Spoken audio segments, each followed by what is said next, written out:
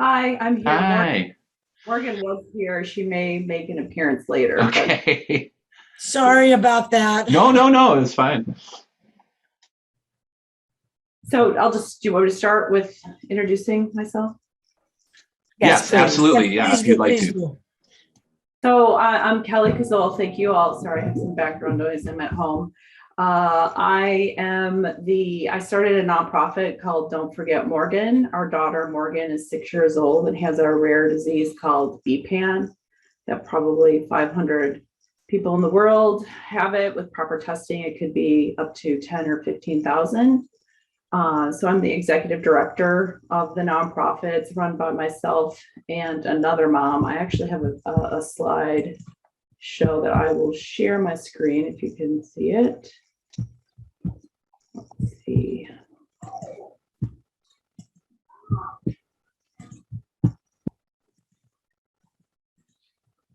Can you see that? Yep, we got it. Okay. So that's me and my partner mom, Christina, who is actually in New Jersey. So we're both two working mothers that both got devastating diagnoses of BPAN for our sweet little girls there, Lexi and Morgan. When we realized, I'll go to the next slide. Here's kind of Morgan's story. Really just to sum it up, when you get the diagnosis of a rare disease and there's no cure, no therapy, go home, love your child. That wasn't an option for our family. And luckily we found Christina and her family. I'll back up. It was a long, I guess, journey to find out Morgan's diagnosis. So her birthday is coming up next week. She'll turn 7. But when she was, it's a typical story, I think, for many kids that have extra needs. You are missing milestones. She wasn't walking, she wasn't talking, she wasn't doing the things that her older brother was doing. And the doctors were saying, oh, it's fine. But in my gut, I knew it wasn't fine. I might get emotional, sorry. So we started at 18 months trying to figure out what was wrong. So we started therapy first, and then it was a series of, I think, of at least 3 or 4 misdiagnoses, which, with every diagnosis, you're like, okay, this is it. And then, no, it's not it, because, we keep testing and trying to pinpoint what she actually had, which the ironic thing was I got a test result in the mail from a genetic testing company, that one of the several tests that we did that said she had BPAN. Called the doctor and they said, no, that's super rare. She doesn't have that. And then the next time we went, they said, oh no, she does have that. So I had already researched that and thought, okay, she doesn't have it.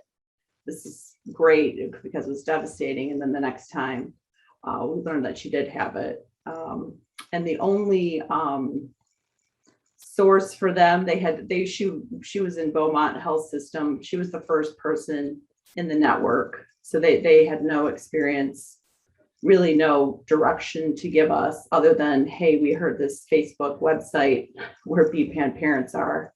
So of course we joined that, and that kind of started our journey of starting the nonprofit, when we realized there was no research, or little research, I should say, being done.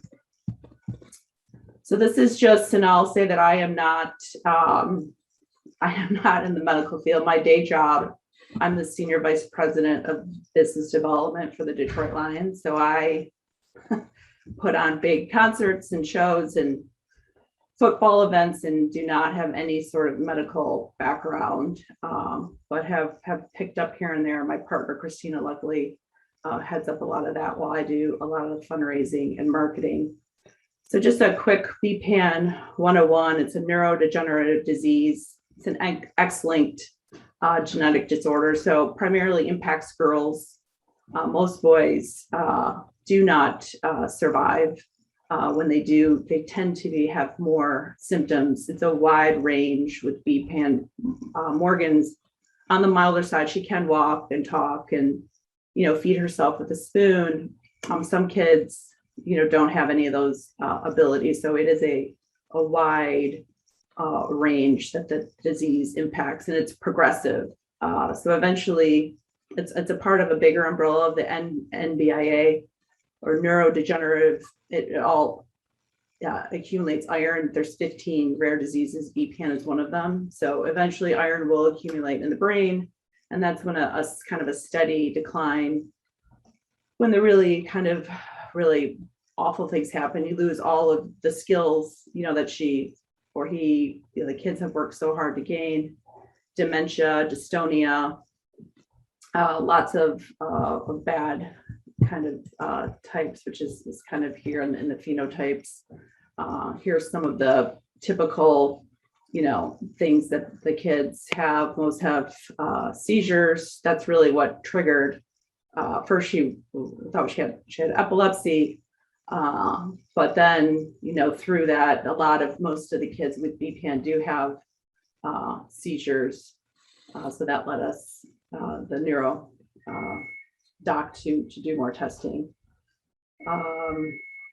So I kind of went over the later in early adolescence or later, or when kind of the decline happens, and it's such a small sample group, it's hard to really pinpoint. So there are, we are working with, I'll get to that in a minute, CHOP in Philadelphia, about potentially doing natural history study and some other biomarker type studies, so we can get some additional information. So that's Sweet Lexi. And we started the foundation in 2020 of February, right before the pandemic, which actually turned out to be a positive for us, because what we found is the researchers maybe weren't in their labs and they were picking up our phone call. And so we were able to get a grant with Sanford Research, which is in South Dakota, where we have a mouse model in the works. Our second grant was to University of Michigan, and we have a 2-year grant with them to study some more basic research. And then we just finalized, I think the postdoc is starting this month with Mass General and Harvard, where they are looking into some gene therapy. So we're pretty proud of 2 moms, but what we've been able to do in the short time. We need a lot more, and that's in our future scope, but we do have some great work being done. And the best thing, which I really wasn't aware of in the rare disease world, I was aware of it in the corporate world, is that there is a lot of politics, which I wasn't super familiar with rare disease, that would be a thing, but there is. And we're very lucky that all 3 of these groups are collaborating together, because we have such few dollars. So we're able to stretch those dollars, and they regularly talk about what they're finding and new approaches. And so we're very thankful that those 3 institutions are working together. And then CHOP, my partner, Christina, she's in Philadelphia. And so we actually have a BPAN clinic that she really spearheaded and got, because there's the University of Oregon, it's on the West Coast, but this is great now that we have something on the East Coast, because as you know, it's difficult traveling in general with a child that has extra needs. And CHOP has been a great resource. They see 3 patients a month. We went out in May for Morgan, and just to kind of get a benchmark of her symptoms, and we'll probably go every couple of years, but they may be looking into some research for us, or do a natural history study. So we're waiting on a proposal from them. What I didn't include a slide on is the Lions have been very gracious and have maybe more so helped just with awareness. So the last Rare Disease Day is the last day of February every year. We've had the Lions post in the NFL, and we've had Kid Rock and Garth Brooks, and there's been a lot of great awareness for BPAN that because of my job, people have kind of pushed out or amplified our message. So we're very grateful for that. And kept it shorter than I thought I would. So that is really just kind of an overview of who we are and what kind of a really grassroots mom and mom organization. We have no staff, really no overhead. And, our purpose, we solely are here to find a cure or therapies for our daughters and all the other kids that are impacted with BPAN. So anytime we get the chance to talk about it, we say yes, if we can. Sometimes it's difficult, as I'm sure people on the call know, when you have kids that have extra needs. I was hoping Morgan would say hello, but she is busy with Peter Pan. She loves watching Peter Pan, Disney on Ice. We watch them on YouTube constantly. So that's what she's doing right now. So I'd be happy to answer any questions or, add any information maybe that I didn't talk about that you were maybe expecting me to talk about today.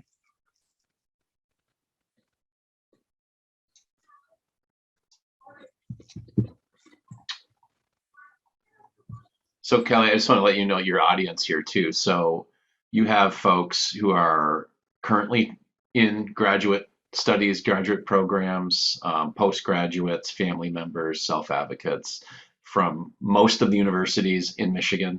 And so if you're looking to connect with people, I think this is a really good group to follow up with. I just wanted to put that out there because I know you kind of came in and started talking. I just want to let you know, who the group is. So yeah, and this morning our trainees had researched and done presentations on other rare conditions. So this fits in quite well. So we're kind of in that mode of thinking right now as well. So I'll let anybody else if they have questions or comments. Yeah, I'm just going to ask a question, and thank you, Kelly. This is it really fits in well with our agenda for today, and really great to learn from you. I am curious, has anyone on this Zoom session, are you familiar with BPAN? Have you ever worked with a child with BPAN?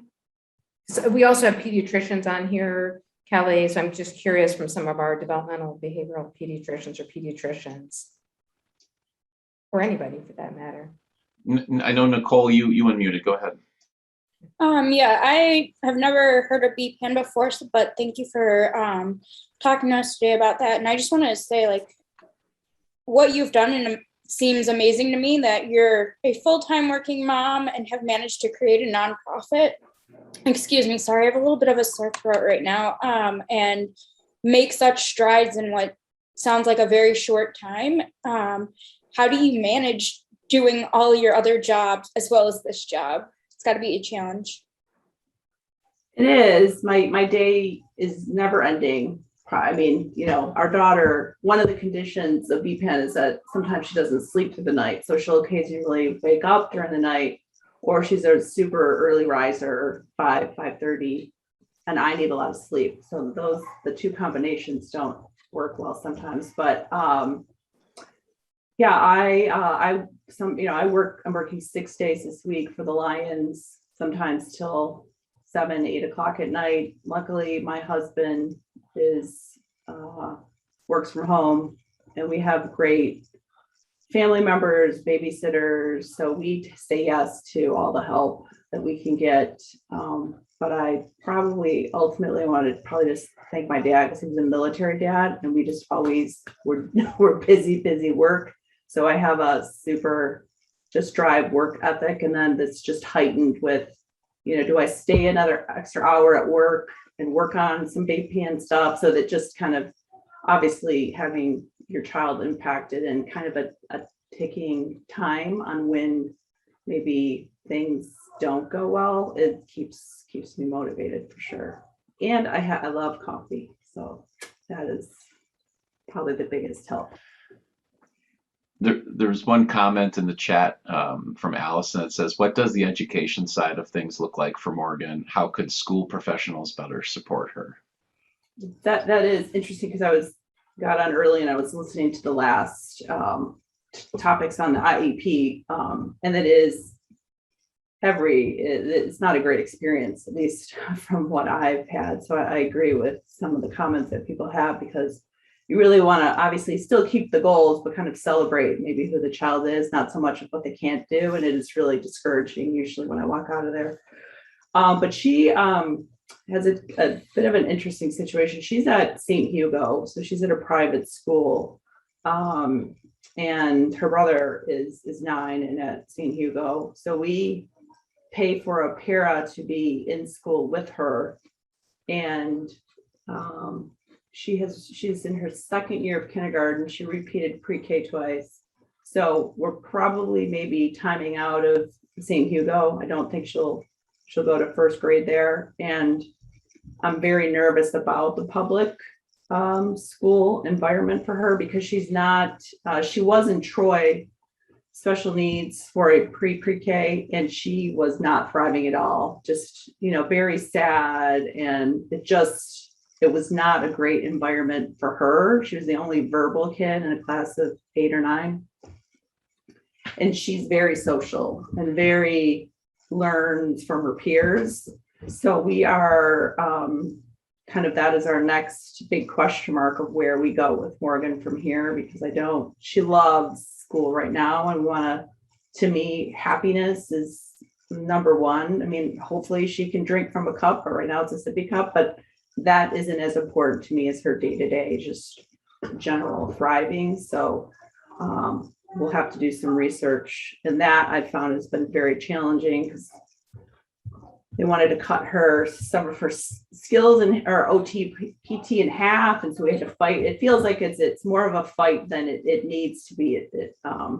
So that's been challenging. Something I guess I didn't expect, because our older son doesn't have any special needs like that. Can I ask you another question? How much have you told your other child, and kind of how have they dealt with kind of that knowledge in terms of having a sibling, not just with special needs, but you kind of know there's going to be an eventual negative outcome, maybe sooner than you would hope? Our son Connor knows, but we haven't maybe gone into detail on what the future holds. So he's aware, and is the best big brother. Hard part is that he does feel that maybe the attention goes to her. So that's a daily thing that we try to be cognizant of. And then his birthday is the same day as Rare Disease Day, which I tend to be focused on that. So we try to make his birthday special, but not aware of what the future really holds, which we're hopeful we impact that. That's what I truly believe, that I will, find a cure. I have a question. You had said at the beginning of your presentation that BPAN is a really rare disease, but that maybe there are more children who have this that go undiagnosed. And my question is, for children who have infantile spasms or who have Lennox-Gastaut, oftentimes in neurology they'll run like genetic panels to see if there's a genetic cause for their seizures. And I'm wondering if BPAN is included on these genetic panels as a potential diagnostic. I think that CHOP is working on that for us, and I can't remember what the code is, but I think they're working on a code, and there may be a code. I don't know what panels it's included on, but that would be, that is something that I think CHOP is leading the charge for us on that, because and I can remember if this is NIH or Global Genes that think that the 10 to 15,000 would be because we were misdiagnosed with CP first, then epilepsy, and then I can't even remember. There's a lot of autism. She actually does have an autism diagnosis right now too. A lot of kids have a dual diagnosis. So yeah, we think it's more prevalent. It's the fastest growing of the disorders under that iron accumulation disease. BPAN is.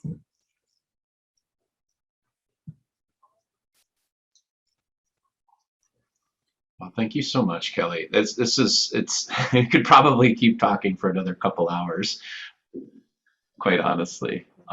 Sharon, do you want to jump in? No, I just wanted to thank you, Kelly, and sorry we missed Morgan, and maybe we can arrange that you can pop back in one of our other sessions so we can meet her too. I know we were really hoping to meet her, but I understand she's got her priorities, and we were late on getting you in. But thank you. Any questions that you have, Kelly, for our group or anything else you'd like to say to our group? No, just, thank you for having me. And if anyone on the call is interested or knows someone, a researcher that's interested in helping us with research, we'd love to talk to them. But thank you for having me. I really appreciate it. Thanks again. Awesome. Thank And you so much. Yep. and Kelly, if you don't mind, I'll share your information with the group in case anybody wants to get in touch. Okay, great. Thank you. Awesome. All right, bye.